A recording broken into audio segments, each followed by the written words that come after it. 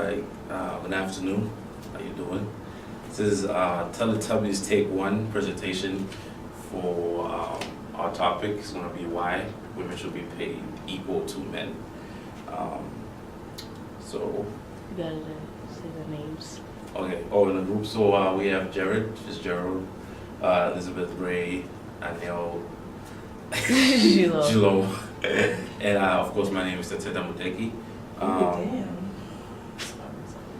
And yeah, so first off, we're gonna have an introduction about what our topic's about in the situation.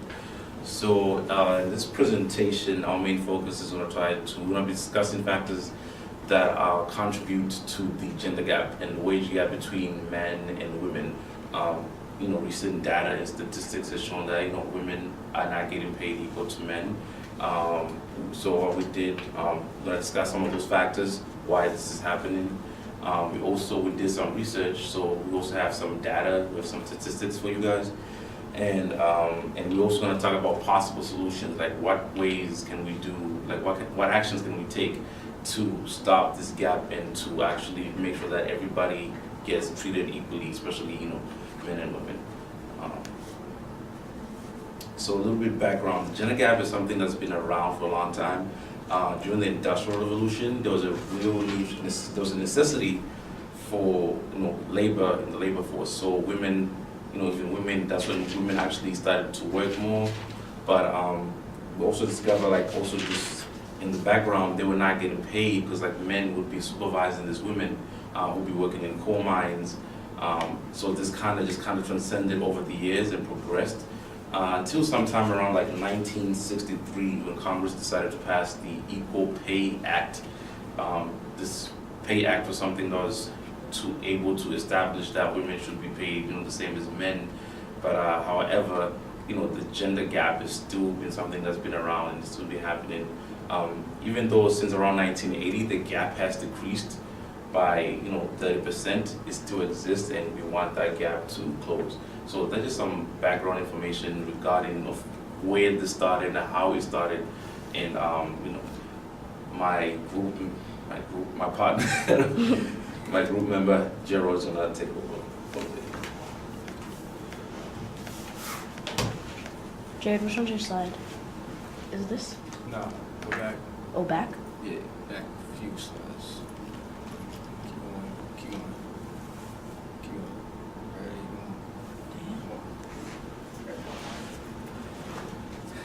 Alright, so women entering the workforce, they actually have it differently than men. In the past, it was less common for females to hold jobs or full-time jobs at all. More so because they were stay-at-home mothers and needed to take care of their kids. In the 50s, it was about roughly 50% of females that held jobs. Wait, hold on. Cut it. Alright, so women entering the workforce. In the past, it was less common for females to hold jobs or work at all because they were more so stay-at-home mothers. In the 1950s, only about half of the females in the U.S. held jobs, and as time progressed, more and more females had entered the workforce. Around 1970, about 43% roughly entered the workforce and contributed to the workforce participation rate. Okay, next slide. Alright, so discrimination in hiring. Females actually get a lot of more discrimination than men, and this is due to a few reasons, such as maternity leave, which is when females become pregnant, they usually take their maternity leave, whereas opposed to males don't take the maternity leave. And the reason for this would be paternity leave. It's actually paternity leave, to say. A survey of 500 managers actually admitted that 40% of them were wary of hiring a woman childbearing age for the reason of maternity leave. This would be because of the cost that it has for the company and the amount of time that's off of work, which they would have to fill in with someone else. Another reason would be because females are viewed as less competent, and whether this is just a misconception, it's still leading cause of why women are discriminated in the workforce.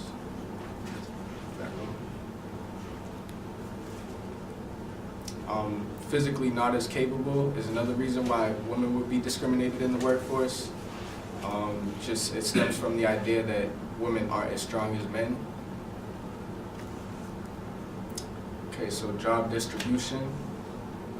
In the past, gender stereotypes pushed job choice, causing females to dominate only certain areas such as childcare, nursing, teaching, human resource, social workers, receptionists, or secretaries.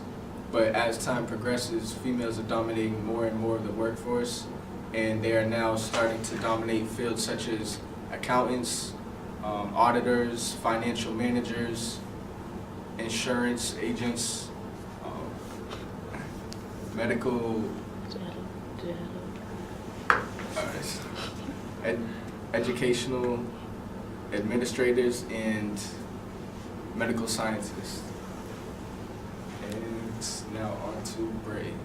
Okay. I guess so.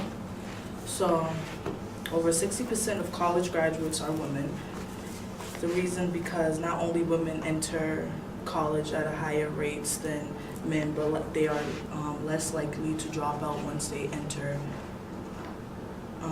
Female grads now account for about 60% of the U.S. bachelor degrees.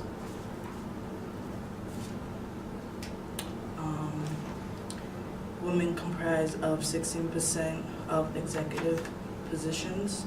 Most women have been discouraged from going to the top, and how women were not suited for top management.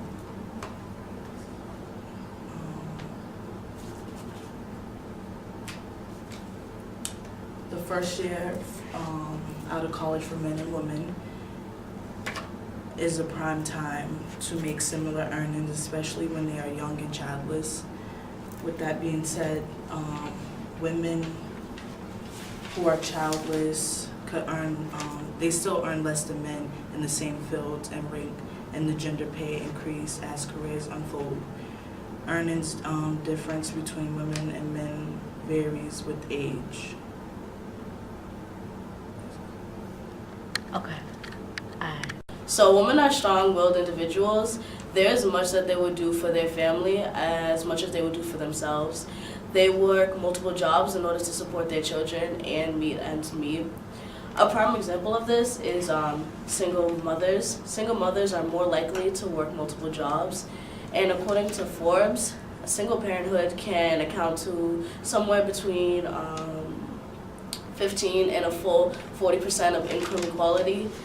This being said, income equality with single mothers, that means a man who is a single parent is probably going to make more money just because he's a male instead of a woman who's there like supporting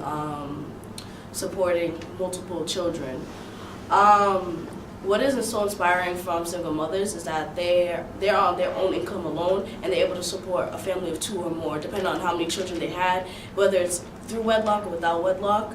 Though this is still a large percentage that is in poverty, and due to a lack of not college degree, but more as education, probably high school education or any other type of educational value. With the help of government aid, it helps them meet their ends meet. So let's take a look for an example from the Huffington Post. The cost example of a single woman, rent would be $500, and this is just for a 1-bedroom apartment, and the prices go up from there, especially if you want something more elaborate, especially if you have more kids. 1-bedroom apartment would be good for just if you have another child or so.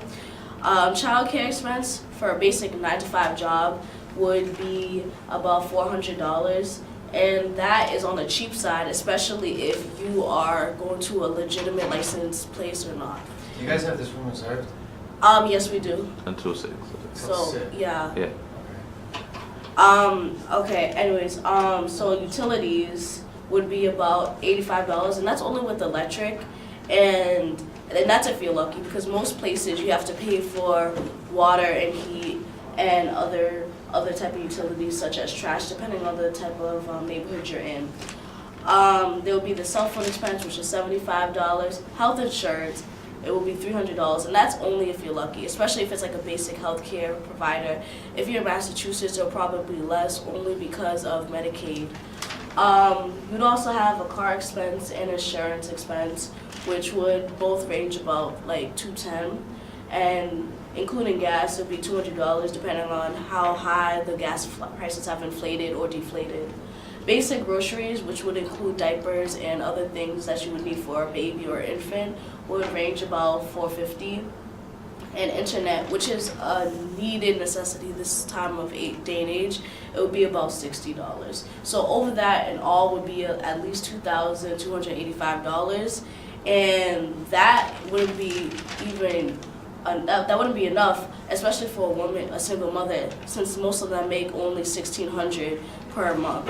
So think about how much work they would have to do to meet those expenses, or how much government aid they would need in order to support themselves and their children.